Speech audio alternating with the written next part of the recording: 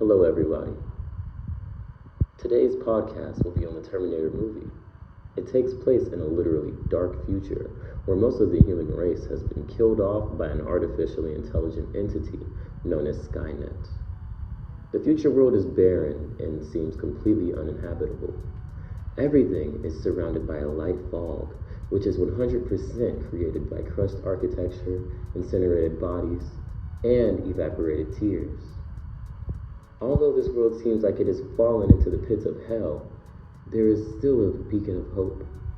A revolutionary by the name of John Connor has started an organized revolt that can potentially turn the tide of the war for humanity. Seeing this threat, Skynet sends a Terminator to the year 1984 to kill him before he was born. To combat the Terminator, a man by the name of Kyle Reese goes back to the same year to protect the Terminator's target, Sarah Connor. The rest of the movie is great and shows so many violent confrontations between man and machine. For further context, this movie was made during the Cold War era, and it used the fear of nuclear warfare to make the audience think about how our own creations can one day destroy us. Now, I will explain how the Terminator expresses dystopian elements by applying concepts from Thomas Hobbes' State of Nature, Iris Young's 5 Faces of Oppression, and Foucault's Panopticism. A state of nature can be defined as a condition where there is no governing power or order within a society. This can be seen throughout many parts of the movie. I'll give a couple of examples. When the Terminator and Kyle Reese both time traveled back to 1984, they both immediately began breaking laws. The Terminator is murdering everyone he interacts with, and Kyle Reese is indulging in his kleptomania by stealing clothes, cars, and everything else that will benefit him. The Terminator himself is the embodiment of the state of nature. Everywhere he goes, there is nobody to stop him from doing what he wants. All anyone can do is die fighting or keep running with hopes of not being caught in his grasps. This also reflects what is happening in the future world, except on a smaller scale. I will now apply the 5 Faces of Oppression to this movie. This should be easy, given the circumstances of the future world. The 5 Faces of Oppression are exploitation, marginalization, powerlessness, cultural imperialism, and violence.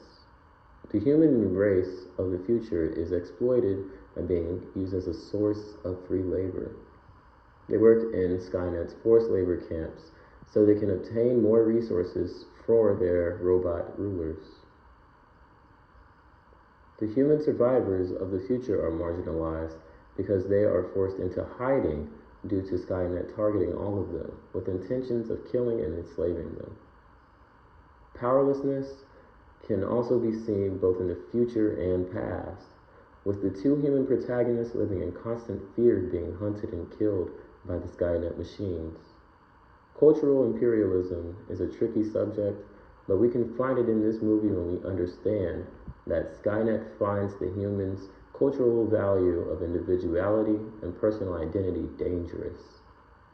Skynet enforces cultural imperialism by attacking the practices and beliefs that define being a human. Throughout the entire movie, violence can be observed between man and machine due to Skynet starting a years-long war. For my last concept, I will explain how panopticism can be seen in the movie. Panopticism occurs when someone derives power and control by making others feel as if they are under a state of constant surveillance. The humans of the future world are always under the belief that they are being surveilled. Even in hideouts, they are cautious of human impersonators. Any action or plan of significance has to be done in a way that grants them some type of privacy. In the past, Sarah Connor was in a state of terror due to her seeing that she was being watched by who she would later come to know as Kyle Reese. When she did not know his intentions, she stayed in the club as a way to stay safe within the crowd. Using these specific concepts to explain the dystopian elements of the movie, was important because they can be used to identify a government in a dystopian state.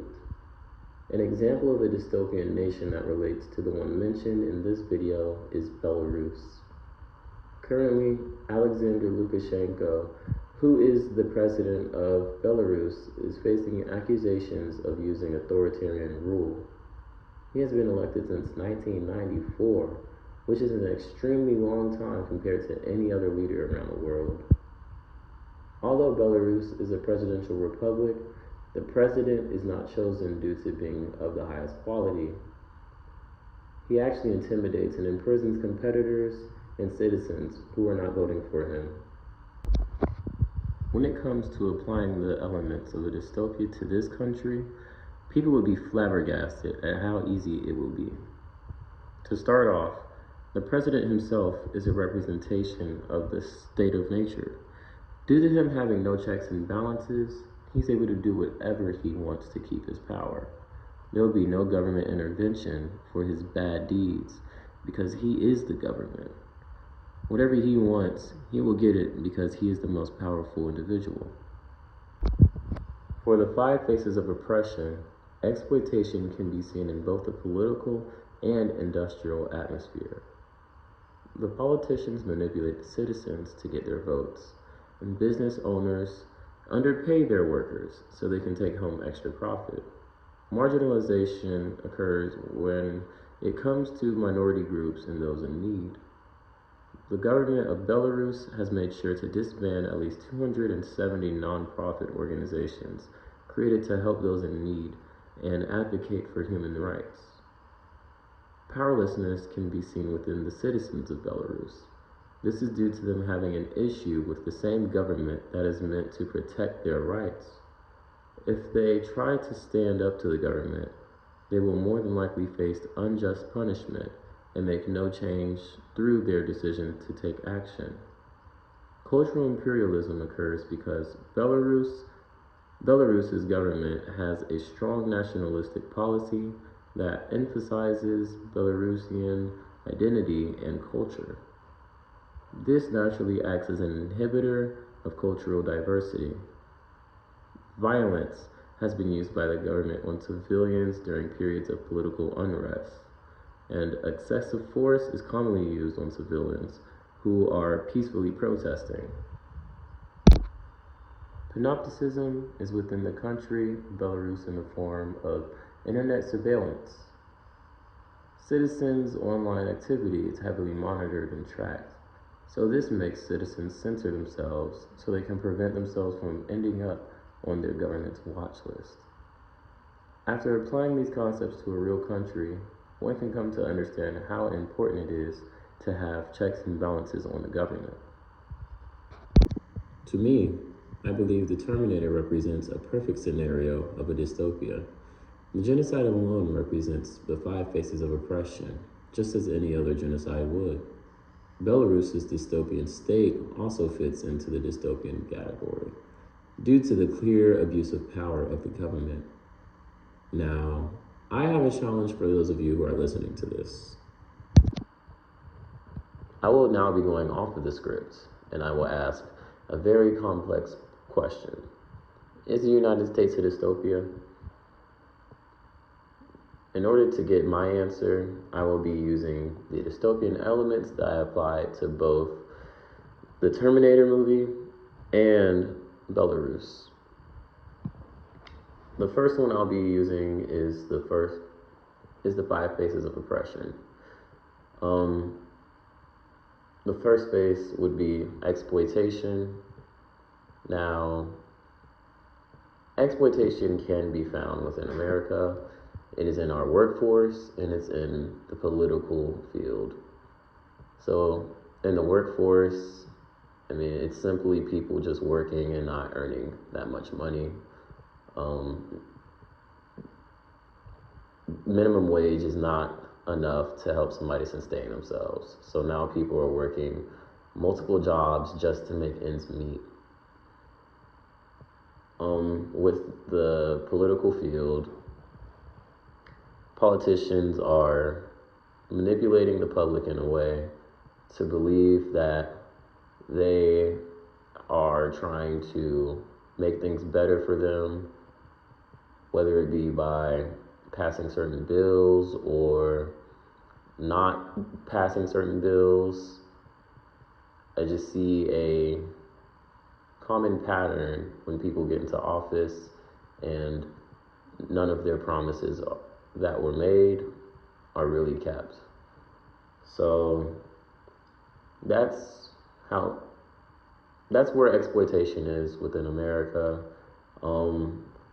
Marginalization, we could talk about minority groups, black people in general. If you pay attention to history, you will see time and time again, black people have been marginalized. They are kept out of certain areas and they are not given access to certain opportunities that could be helpful to them. Some could even say integration wasn't really meant to help black people at all either. Marginalization still exists within America, and some may have to look harder than others to find it. The next form of oppression is powerlessness, and that could be described as a lack of influence over one's own life and circumstances. So that could be applied to people who are lower income. It's harder for them to get the stuff that they need, for survival. So they're more likely to just follow wherever they can get some type of money or just better opportunity to live a better life. They are less likely to do things that they want to do and more likely to do things that they just need to do. So that's how powerless can be seen in America. Cultural imperialism can be defined when there is a dominant culture that imposes its beliefs and values onto the culture of minority groups. So, for instance, in America, we have mainstream media, or we have American culture, and there will be stereotypes placed onto other people from different cultures, and that in a way devalues their culture by placing it in a negative light. So for these people from the other cultures, they are more likely to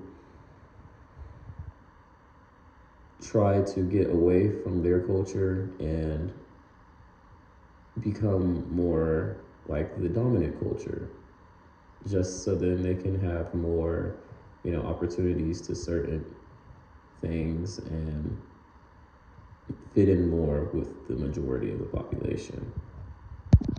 The last base of oppression is violence, and in a dystopian state, you will see that the government will use its military or militia in order to assert its dominance over the people, so then they can get them to remain compliant and docile. So in America, you can see violence being used by the police to force the people that they are being violent towards to comply with whatever they want them to do, or they will use violence during protests in order to get people to stop protesting. I will now be using the state of nature to determine whether America is a dystopia or not. So, the state of nature is a condition where those who are the most powerful get whatever they want, and those who are weak have to make do with whatever they can get. So in America, we can see this when it comes to the top earners or those with the most power. whenever they commit a crime, they are more likely, they as in the rich, are more likely to be let off for their crimes or not even be brought to court for what they did. And those who are poor are more likely to be convicted for their crimes and are more likely to serve longer sentences for what they did. This lack of law enforcement really does show that the state of nature applies to America in this way. For my last concept, I will be using panopticism. That can be defined as an occurrence where someone has power over others by making those who he is controlling believe that they are being constantly surveilled. So we can see this in America when we think about our technology and how we are being tracked across the internet wherever we go. And we can see that it is an issue because we are being tracked even when we don't consent to it.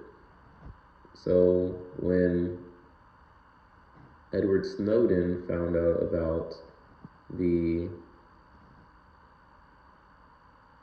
use of our information without our consent, he left America because of how dangerous that is.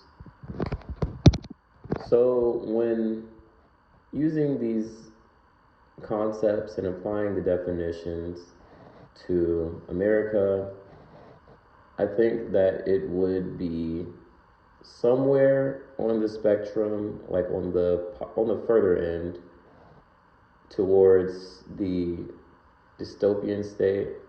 And personally, although it does fit the criteria of a dystopia, I can't really see it as one of the extreme dystopias, at least not yet. So, I mean, as long as there is some type of economic mobility or mobility in the hierarchy, whether it be social or political or economic, I don't really think that it's extremely bad yet. With all of that said, I want all of you who are watching to bring up this discussion with your parents or friends or whoever that you're close to, and just ask at the lunch table and just see what everyone else would probably say. Is America a dystopia? And try to give some concepts to apply to the situation. You will learn some things for sure. All right, y'all, that's the end of my podcast, and I hope that y'all enjoyed it. Bye.